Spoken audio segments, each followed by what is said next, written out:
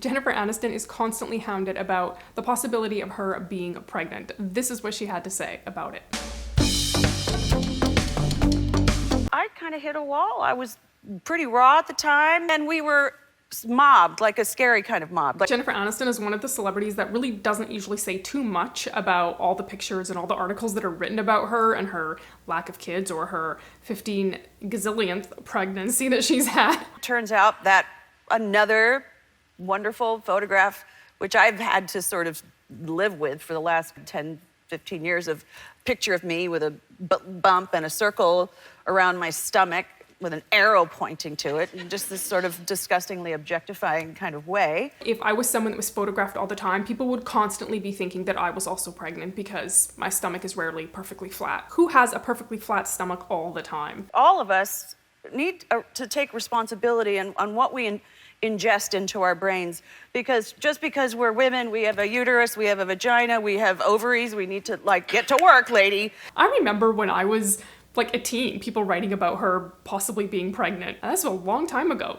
We as women do a lot of incredible things in this world.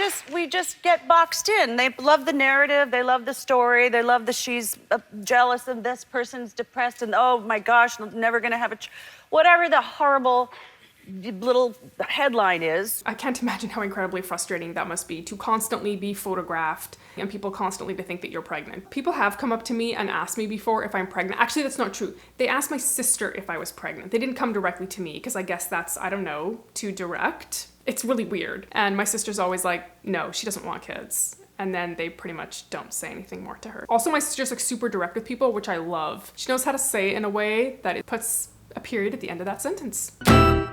We just got to break out of that and go, whoa, whoa. And women, I have to say, are many of the authors of these horrible articles. If no one cared whether or not she was pregnant, that story wouldn't sell. But people always care, and I don't understand why people care so much. But for some reason, these are the stories that really sell.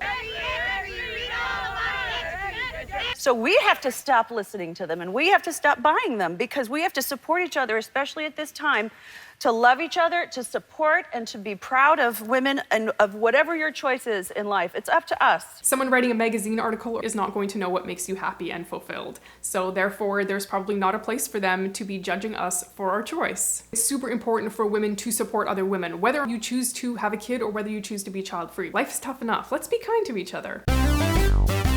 I was thinking about you and your wife. I don't know that you ever wanted kids or not, but I'm glad you don't.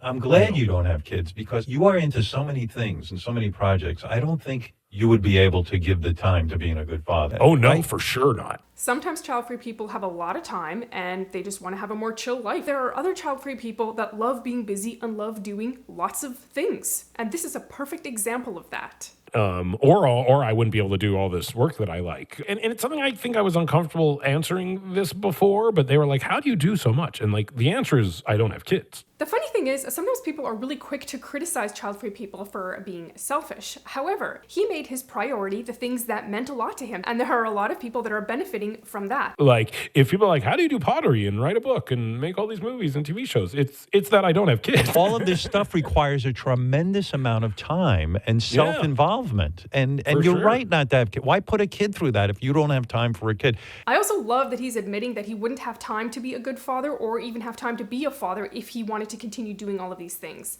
And Lauren's down with this too, right? She's okay. She doesn't want kids. I would say she wants kids less than I do. Would that have been a deal breaker in your romantic relationship if she had really wanted a bunch of kids? Would it have been? No, that's the thing. Like, I think I could wrap my head around it. In my relationship, not gonna lie, that would have been a deal breaker. Out of the two of us, I'm probably way more like looking at the families at the park and I'm like, nope, that is not us. But I think she's just like, no. Right. Which is great. We have so much fun. Like, I don't know anyone who gets as much happiness out of their kids as we get out of our non-kids. Like, I literally think that people think if we child-free people just looked really deep down inside our hearts, we're actually truly miserable, but we aren't. When you say that you're happy, people think that you're just trying to compensate and that you're really unhappy. And we're happy, we know that we're happy. That's all that matters. It's not an easy haul having kids. No. You can't be narcissistic. You have to give yourself over to parenting, and they've got to be the priority. And I sort of think you have to want to parent. You can give yourself over to parenting but have no desire to parent, and that probably wouldn't work out too well. And for people who just don't want to raise little humans, we're just better off not raising little humans. Because if you don't want to raise a kid, how can you be a good parent? That does not sound fun to me. And why? There's enough kids out there. Who needs there's so many. We need more people? Who looks at the planet right now and thinks, you know what we need? More people. Like, that is truly a confounding thing. On my videos where I talk about population and how many people there are in the world, there are always people that leave comments and are like, I'm not going to get into it. It's fine. I'm not going to get into it. And then, as Tracy Ellis Ross puts it, it's a binary narrative, as if there's two choices in life, to be single or to be with somebody. You know, the old school narrative that I am really trying to blow holes in is this idea that as a woman, your job is to be choosable. And you get married and then your life has meaning, and then you have a child and it has even more meaning. Strange that there is almost like a level of importance. If you're single and no kids, it's kind of like down here, and if you're married with kids, you've raised a few rungs on the ladder, which is such a backward way of looking at life when the person living this life up here might not be happy. So pursuing that type of lifestyle, if that's what makes you happy, is great, but if you're happily single and no kids, also fantastic. There is a fullness to my life, and I would prefer not to be the poster child for thriving in singledom, but instead for a woman who is curating a life that matches me. It's always curious why these are the stories that sell. Also, I think women are good at stirring the pot. Women just have this like special way of like getting under another woman's skin or gossiping about people. The other thing that comes up all the time is, do you want to have kids? I'm like, why are you in my womb? Or have you ever thought of having kids? No, I've never thought of it. Would you like to talk about it with me, you stranger person I've never met in my life? Let's talk about it, shall we? Like, what are you doing? This is so true.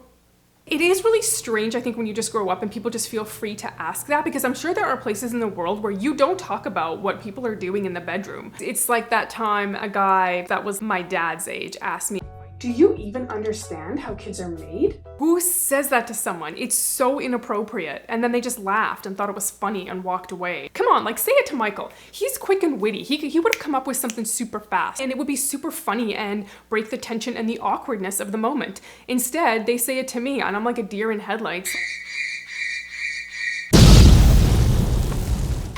I'm not sure why people think that we don't think about having kids. Most of us have thought about it a lot, right? And we decide, nope, not for me. Because you and I are people that have made the choice to not have kids, the people we should be taking advice from are people that have lived a little bit longer than we have and still don't have kids. Because I believe that they can give us insight that we're looking for. Stuff like, are we going to regret it? Or are we going to be truly happy with the choice that we've made? This wonderful lady is going to have some answers for you.